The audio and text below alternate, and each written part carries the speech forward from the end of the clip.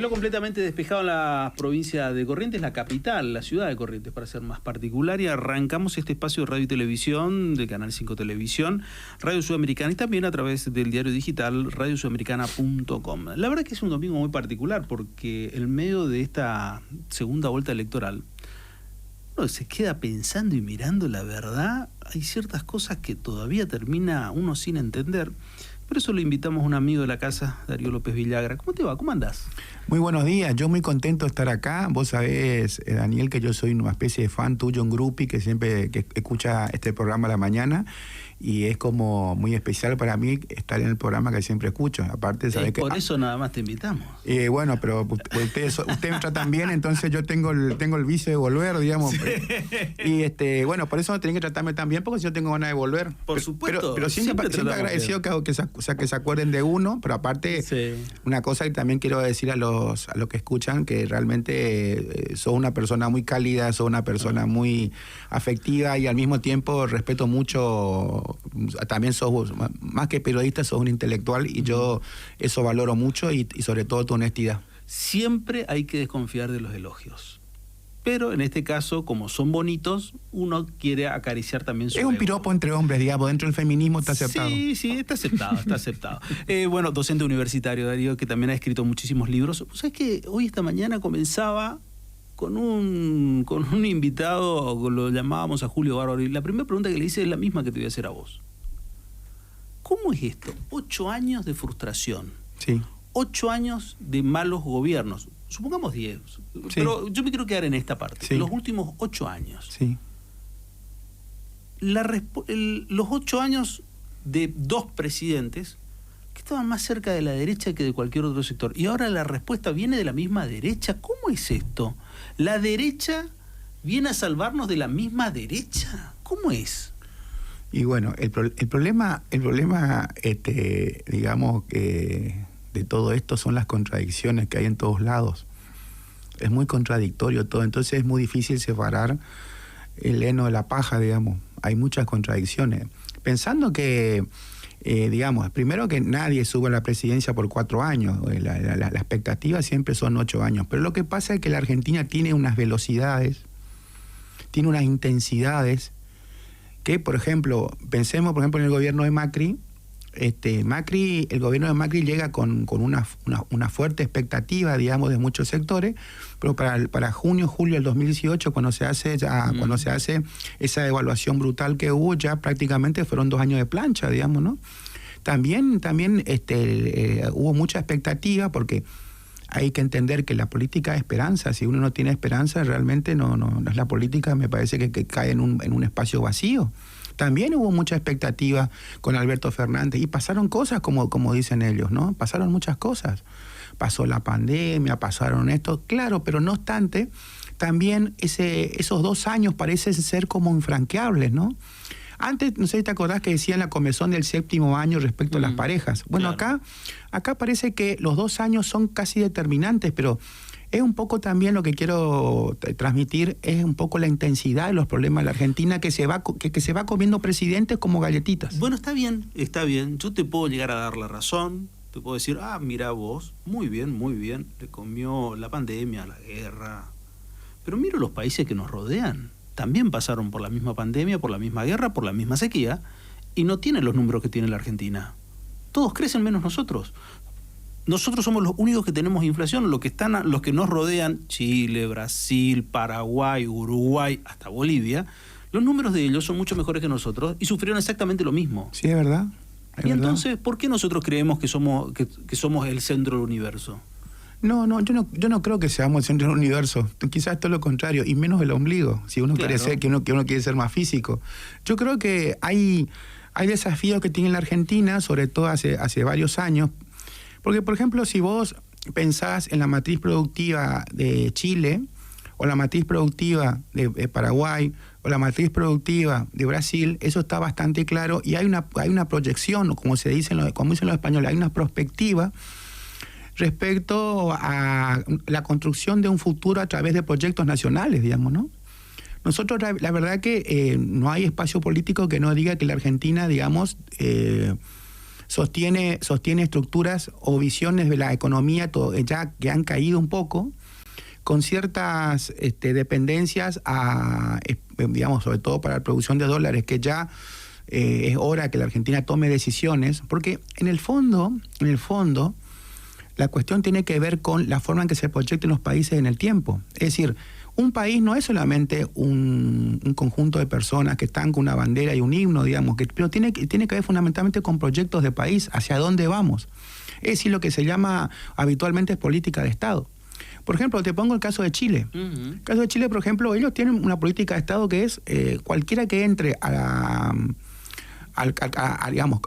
mundo diplomático, o cualquier canciller de Chile tiene un objetivo: agrandar el territorio. O sea, eso lo tiene muy claro. Claro.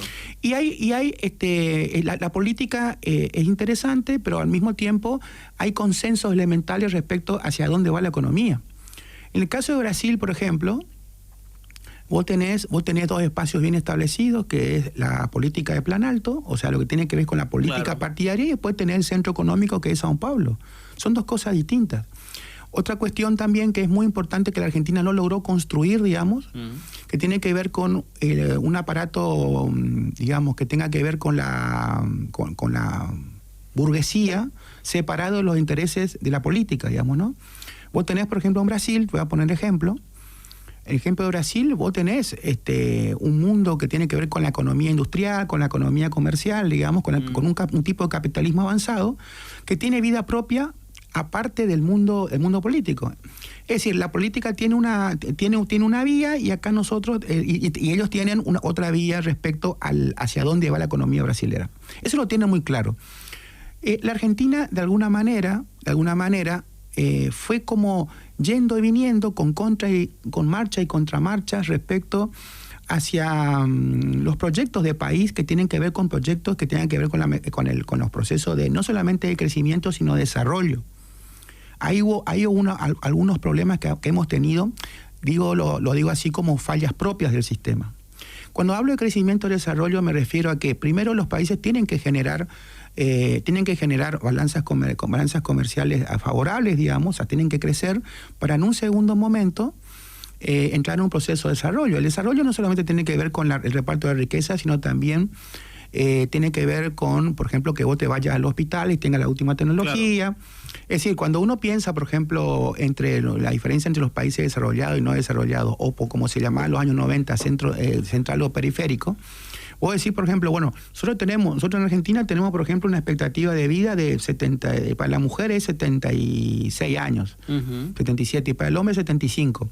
Pero vos te subías a un avión y llegás a España, y inmediatamente, por vivir en esa sociedad, vos tenés 10 años más de expectativa de vida. Si la expectativa de vida no solamente digamos que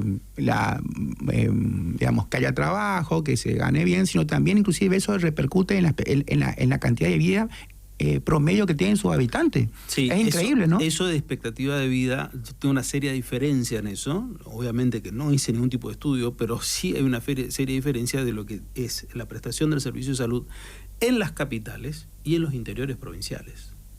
Hay una seria diferencia. O puede ser el interior, pero la mejor salud pública está acá en Corrientes Capital. Y así también en los grandes centros urbanos, como ser, por ejemplo, Capital Federal, tiene mejores centros de salud. Es lo que pasa cuando vos, por ejemplo, haces un análisis. Vamos a suponer, hay un espacio que yo no sé si hablé con vos, que surge en los años 90, que se llama... Es decir, en los años 90, hasta los años 90, cuando se estudiaba la Argentina, se decía, el punto de vista de las políticas públicas, se decía, bueno, la verdad, la Argentina es un país democrático porque hay alternancia, porque hay elecciones, porque hay una convivencia democrática, etcétera, etcétera. Se salió la época oscura del proceso. Pero en los años 90 nace una nueva subespecialidad que se llama política nacional a nivel subnacional. ¿Qué es eso? Que la política a nivel subnacional parte fundamentalmente de muchos estudiosos porteños que empezaron a decir, bueno, pero ese parámetro para decir que la Argentina es democrática tiene que ver fundamentalmente con la evaluación del desenvolvimiento del Estado Nacional. Pero, ¿y las provincias? ¿Y las provincias cómo funcionan? ¿Funcionan así exactamente que el Estado Nacional? Y a partir de ahí empiezan a estudiarse las provincias. Es Es decir, fue un espacio donde participaron sociólogos, economistas, antropólogos, que, por ejemplo, a ver, nosotros tenemos acá, por ejemplo, el NEA, y podemos agrandar también al NOA.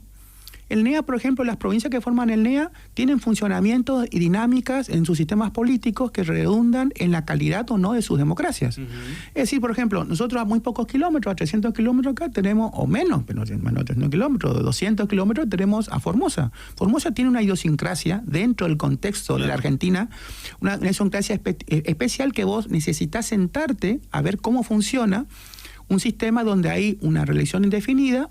Y en esa provincia se discute cualquier cosa, quién va a ser el intendente, quién va a ser el diputado, pues nadie discute quién va a ser el gobernador.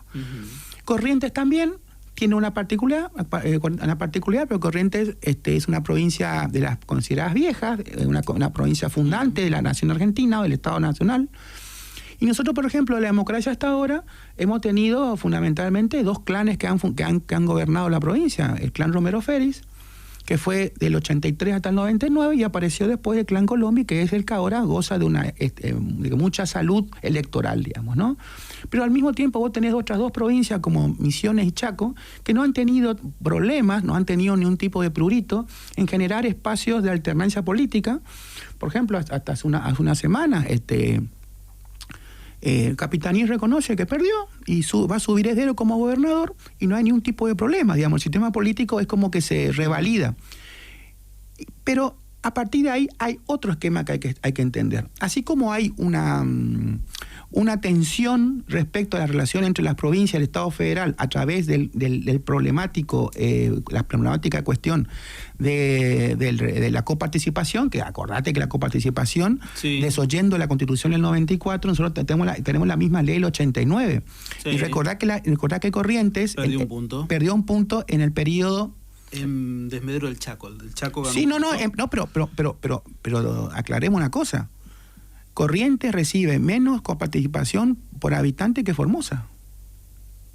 Es decir, durante ese primer periodo del PAL, digamos, que fue el gobernador Pocho Romero Félix y el doctor Leconte, los dos abogados, digamos, Corrientes perdió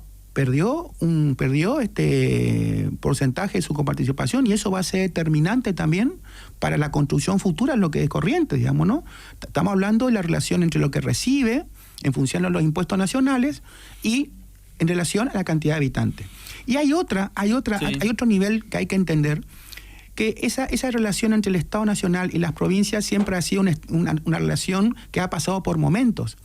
Y a su vez, esa cuestión conductual, digamos, por llamarlo de una manera, y la relación entre las provincias y la nación, también se replica entre los estados provinciales y sus departamentos. Es decir, así como hay esa tensión de dinero, donde uno dice, pero hay una ley vieja, no se hace una nueva, y algunos municipios quizás reciban un poquito más, poquito menos, porque tiene que ver con cuestiones que tienen que ver con las alianzas políticas y alianzas electorales. También eso se replica en las provincias, no estoy hablando específicamente de Corrientes, sino que en todas las provincias, donde los gobiernos provinciales también trasladan esos mismos complejos de favorecer a algunos departamentos o a otros departamentos en función a criterios electorales. Es decir, es un mundo donde 2 más 2 no es 4 necesariamente. ¿Qué significa para vos el voto de Milei? Mira,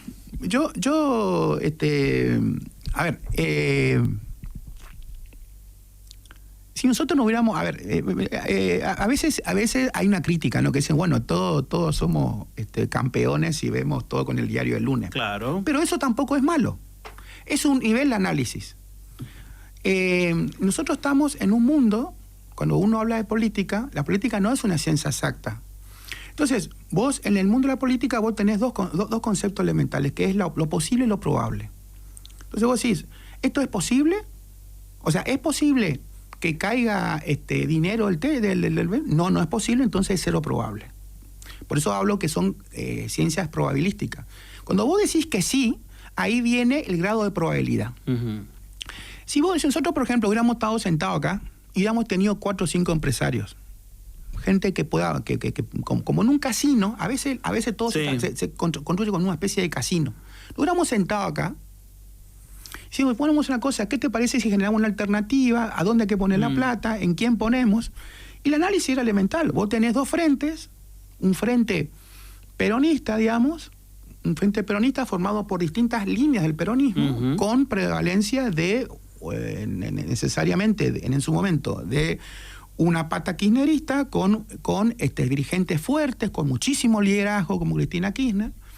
Y tenés otro, digamos, que juntaba, y eso hoy en el diario El Lunes vemos que era un frente con muchas tensiones internas, muchísimas tensiones internas, porque este nivel de estrés que tuvo la pérdida, la pérdida electoral, generó que cada uno se saque la careta y se empiecen a decir las cosas de manera, yo te diría, hasta de tipo violenta. Entonces yo te hubiera dicho, mira, en ese mundo de grieta, palabra realmente detestable que la estamos sufriendo hace mucho tiempo, pero pues, para darle un nombre, yo hubiera dicho, mira, ¿qué te parece si creamos un tercer actor? Pero el tercer actor tiene que ser de derecha, porque la verdad que en gran parte del planeta, digamos, en el planeta, estoy hablando del mundo occidental, el tema del progresismo ha tenido un retroceso bastante, porque tiene que ver con ciclos. Fíjate esto, por ejemplo, en España en un momento Podemos, que representaría el kirchnerismo, digamos, en España, tuvo un retroceso muy grande, inclusive terminó saliendo el gobierno de Sánchez. Y el kirchnerismo y Podemos tenían una relación ideológica muy importante. Entonces vos decís, bueno, esta es la época donde me parece que crear, porque tiene que ver con creaciones, crear un personaje o un candidato que sea por ese lado no me parece adecuado, porque hay una tendencia que va hacia otro. Como por ejemplo en su momento de lo contrario con el socialismo del siglo XXI, propiciado por Chávez, que el kirchnerismo se alió, diría el correntino, o se identificó con ese tema. Entonces yo te hubiera dicho, mira, me parece que hay que construir una alternativa, digamos, que traspase esta grieta, pero tiene que ser de derecha. Bueno, por ahí volvés a mi primera pregunta. ¿Cómo la derecha me trae soluciones a los problemas que creó la misma derecha con las últimas dos gestiones? Porque lo lógico a entender es decir, bueno, fracasa la derecha, tiene que venir la izquierda. Si la izquierda no soluciona, volverá a la derecha y así sucesivamente. Esa es la alternancia de la democracia. La lógica te llevaría a eso. Pero acá estamos hablando que fracasó la derecha, siguió la derecha, fracasó la derecha y ahora va a seguir la derecha. Bueno, pero es lo que hay. Así mi respuesta es lo que hay. Es decir, vos lo que estás viendo son frentes que no aguantan más de 2 años. Porque te voy a decir, más allá de las implicancias de las situaciones, inclusive vamos también a hablar de las malas decisiones y a veces como se dice en el mundo del tenis, errores no forzados, porque no solamente, a ver, hay un contexto internacional determinado, hay una tendencia, pero eso no quiere decir que no haya malas decisiones. Y la crisis económica, digamos que inclusive, a ver, la crisis económica no empieza en el 83, la crisis económica se viene atrayendo inclusive de años anteriores, no puede ser resuelta, y hay momentos que la crisis económica toma una velocidad que es destructora, destruye cualquier cosa. Es decir, la imposibilidad de administrar la economía argentina es terrible. Entonces vos te vas hacia atrás y decís, bueno, pero escuchá una cosa, vamos a empezar a sentarnos a hablar de la matriz económica de Argentina. Y bueno, creo que ahora se está hablando de eso. Creo también, por ejemplo, en uno de los frentes, por ejemplo, ahora el peronismo está tranquilo, mirando desde un balcón, qué es lo que está pasando. Y para mí fue bastante chocante, te voy a decir, bastante chocante la cuestión de los pases de factura, porque se sabe que hay una frase que dice muerto el rey, viva el rey, digamos, ¿no? Claro. Eso lo sabemos. Sí. Pero lo que pasa es que yo lo que estoy viendo es una, y en eso yo lo escuchaba tanto a la Nata, fíjate vos que todo esto está generando fenómenos realmente muy particulares, sobre todo para aquellos que nos interesa como observadores. Yo no soy militante político, yo soy un académico. Sí. Fíjate vos que esta semana Rial y la Nata se sentaron a hablar, digamos, una cosa así, y de muy bueno, y con muy buenos modales. Porque esto en definitiva generó toda una reagrupación, digamos, de lealtades muy rápida, Porque es como que vos estás haciendo el duelo por tu separación, pero al mismo tiempo estás conociendo a alguien. Todo a la vez. Todo rápido. Todo a la vez, porque eso tiene que ver, o sea, la llegada, a ver, el alineamiento de ciertos personajes importantes que son referentes de la oposición, como el caso de Macri o el caso de los altos funcionarios del PRO, como los altos funcionarios del radicalismo, fue realmente increíble, porque mientras estaban sentándose, mirándose a la cara y diciendo, bueno, ¿qué pasó? Recordemos también, la frustración tiene que ver con otras cuestiones. La frustración tiene que ver con que hace más de un año, la sensación después de la mala administración, porque hay que decir, la mala administración que tuvo este gobierno de Alberto Fernández, parecía, fíjate vos la dinámica de la política, que bueno, que prácticamente el que ganaba la interna iba a ser el presidente. Y ahora queda fuera de todo. Fíjate vos, por ejemplo, voy a hacer una comparación tonta, pero bueno, que el que sale el que sale de la decisión del sistema electivo cubano o exsoviético, ese era el presidente. O sea, o como el PRI. El PRI, por ejemplo, excepto, o sea, el quiebre fue con Fox. Claro, el PRI es un...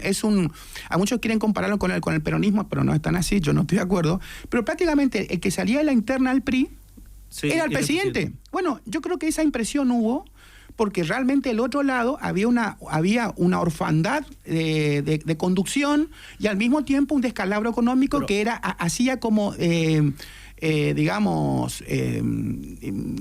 se veía el otro lado alguien competitivo, claro, digamos, ¿no? Pero ahí es que estamos hablando de un electorado que está reconfigurando la sociedad, se está reconfigurando la sociedad desde la misma sociedad sin liderazgos.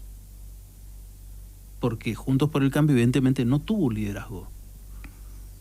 Y eso la gente no lo vio. Por eso es que el cambio para la mayoría de la sociedad que pretende un cambio fue Milei, no fue Juntos por el Cambio. No, eso quedó muy claro. Eso quedó muy claro. Es decir, Milei tiene que ver, vuelvo a decir, ya no con la frustración. O sea, el nivel, el Milei representa un altísimo grado de frustración. Que yo, por ejemplo, cuando hablo con mis amigos por ahí que viven en otros lugares, algunos españoles, algunos franceses, ellos vienen y te dicen, mirá, tengo un problema que mi hija, no sé, no quiere estudiar. ¿Y qué otro problema tenés? Y bueno, que resulta ser que hoy tenía que viajar este año, pero este año no voy a viajar, qué sé yo. Y bueno, ¿qué otro problema? Mi mamá está enferma. ¿Esos son tus problemas? Bueno. Venite de la Argentina. Argentina, vos tenés problemas de salud, problemas de todo, y aparte la Argentina es un problema.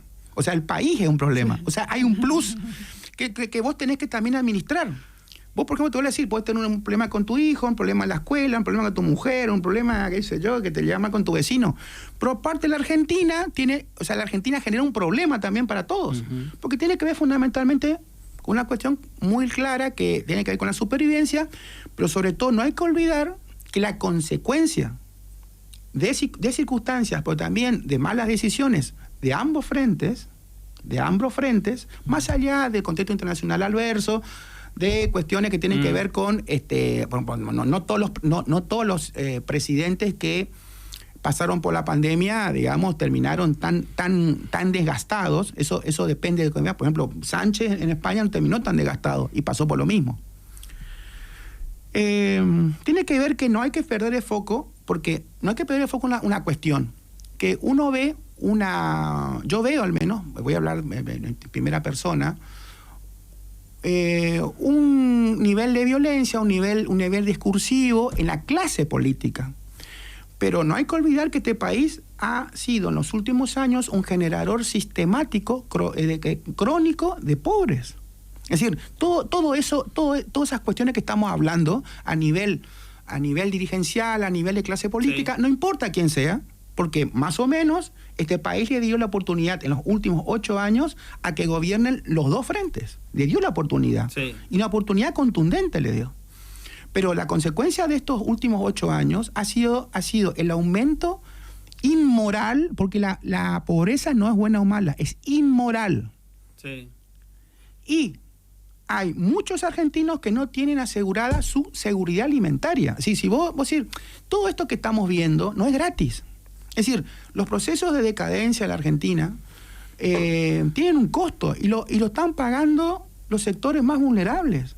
Porque mientras uno ve, digamos, ciertos aprovechamientos, oportunidades, que está bien, bueno, forman parte del juego de la política, eso no nadie lo va a negar.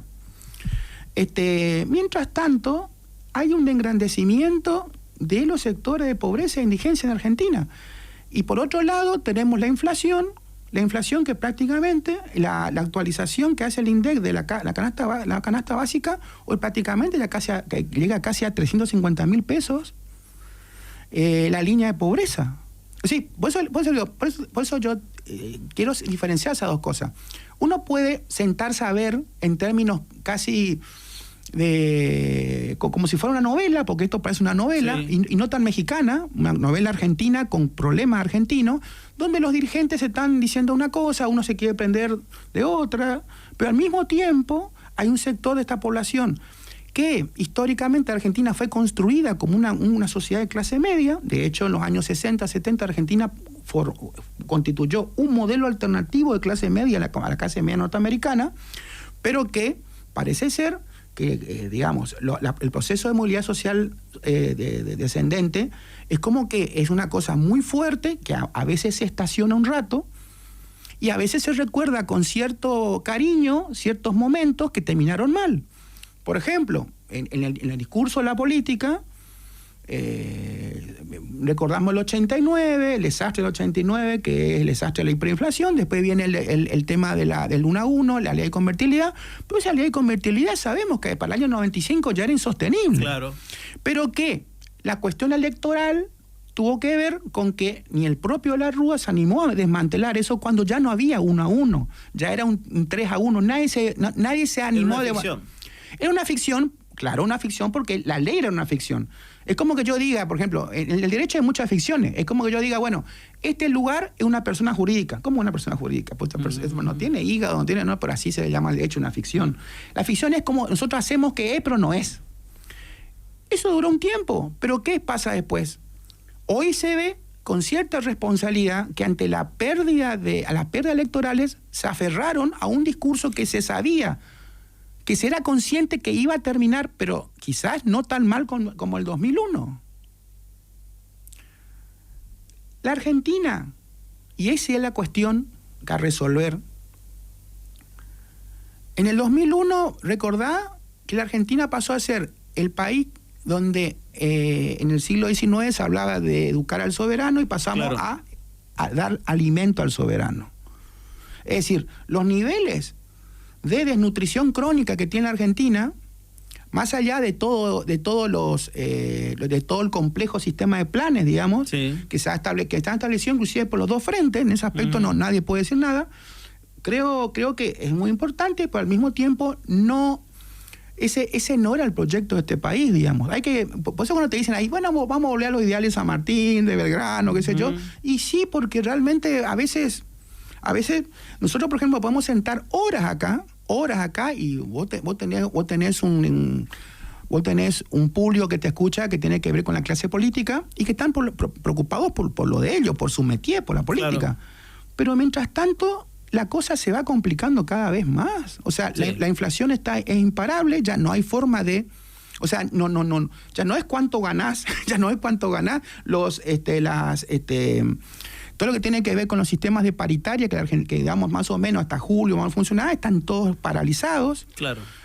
Es decir, que está bueno pensar en el folclore, está bueno decir cómo se manejan estos, pero la mayoría de los argentinos, que es más de la mitad de los argentinos, y en ese grupo un espacio importantísimo de niños, no tiene asegurada, o sea, no tienen la seguridad alimentaria que corresponde. Y eso ya no es la Argentina.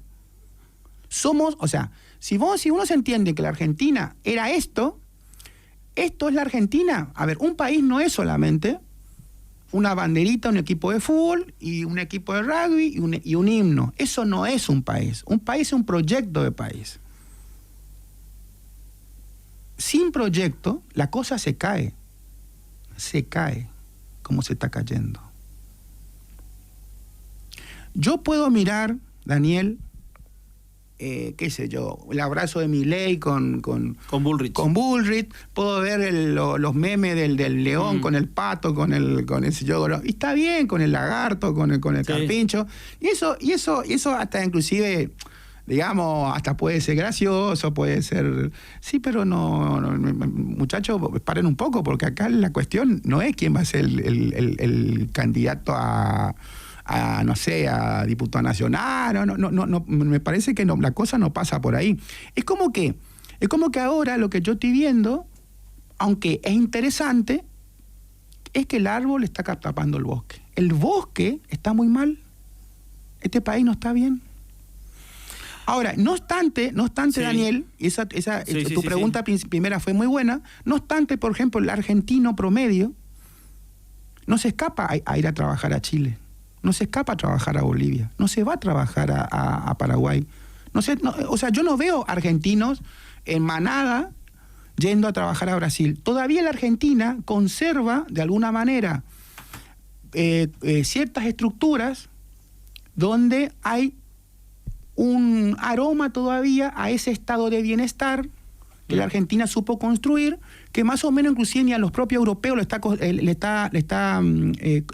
está costando mucho mantener ese estado de bienestar, que por ejemplo que un estado de bienestar que no tiene que ver con el mundo anglosajón, sí, donde vos el mundo mercantil, yo pago la universidad, yo pago está bien, o sea, es una forma, es un modelo, así funciona el mundo anglosajón, sí. Pero nosotros construimos otro modelo.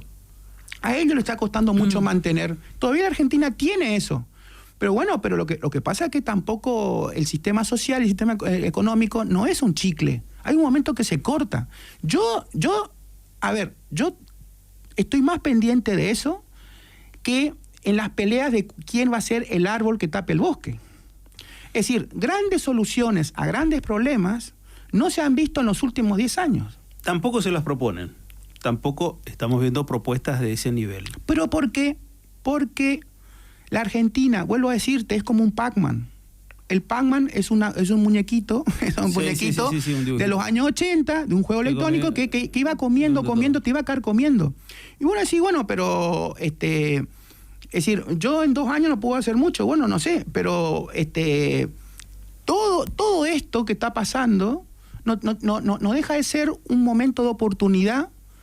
Un momento de oportunidad, no solamente para la que la sociedad se siente a pensar por dónde puede ir la mano, pero también la clase política. Porque ahora la discusión no es si vos comés o yo como, o si el colegio privado o público, no estamos en esa discusión. Fíjate vos, estamos discutiendo a ver quién va a apoyar Milei, quién va a apoyar Massa, claro. Y por supuesto que la clase política, porque ellos viven de eso, se quebró por todos lados.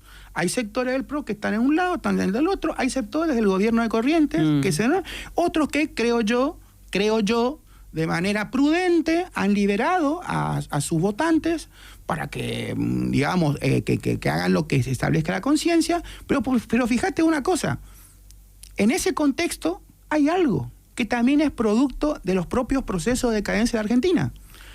Los dirigentes son referentes, son como influencers que dicen, bueno, si yo voy para allá, muchachos, acompáñenme. Pero ¿qué pasa? La Argentina construyó en los últimos años una fortaleza respecto a los sistemas clientelares, y eso no es poca cosa. Porque el sistema democrático, sobre todo la república, depende de un sujeto, está pensado en un sujeto. Es como cuando vos decís, por ejemplo, Brasilia está pensado a escala no humana, sino a escala auto. Claro. Nosotros estamos pensados, la democracia está pensada a escala humana. Sí. Entonces, es decir, por ejemplo, la base del sistema democrático de la república tiene que ver con la figura del ciudadano. ¿Quién es el ciudadano? El ciudadano es un sujeto crítico al poder.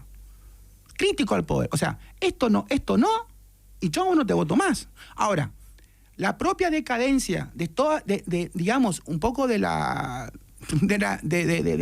relación entre la política y la sociedad vulnerable, tiene que ver con la aparición de sistemas clientelares, donde el sujeto, o sea, ese ciudadano, deja de ser un sujeto crítico para convertirse en un cliente del Estado. O sea, a mí me conviene por cuestiones de supervivencia que determinado Para sector político que permanezca. Es que yo creo que Sí. yo creo que los discursos que están habiendo ahora tienen que ver fundamentalmente Van para ese lado. con activar a aquellos que dependen de muchas cosas. O sea, el Estado da muchas prestaciones, no solamente un sueldo, digamos, sino inclusive... El voto del miedo de que se pierda los beneficios que tiene. Me recontrapasé en el tiempo, te agradezco como siempre tu presencia siempre acá. sos muy amable, inclusive Y exageradamente amable. Y se repetirá seguramente. Gracias. Pero ¿Qué te pasó? una invitación. Dale. El miércoles Ajá. en el Colegio de Abogados a las 19 horas, Sí. por la calle Tucumán, yo voy a moderar, va a hablar una persona que sabe mucho. Sí. El doctor Tulio, ¿cómo es? El doctor Mariño Fajer. Que está esperando allí. Está esperando ahí, bueno. Está esperando que vos termines. Bueno, le saludo acá. Yo, la verdad que estoy muy contento porque Mariño Faje, aparte de tenerle un enorme respeto intelectual, es un tipo de primera. Aparte, un tipo con compromiso social y un intelectual, digamos. Y él aceptó una propuesta de meternos en un tema minado, porque ese tema está minado, sí. no hay forma Sí. de hablar un poco lo que está pasando en el conflicto árabe-israelí, que es un problema complejísimo, es un guiso con todo tipo de verdura y todo tipo de cosas. Sí. Y bueno, entonces yo hago público mi agradecimiento y sobre todo por el coraje de este hombre, pero el coraje de un intelectual. Gracias por venir. Muy amable, muchas Por favor. gracias. Una pausa, ya regresamos.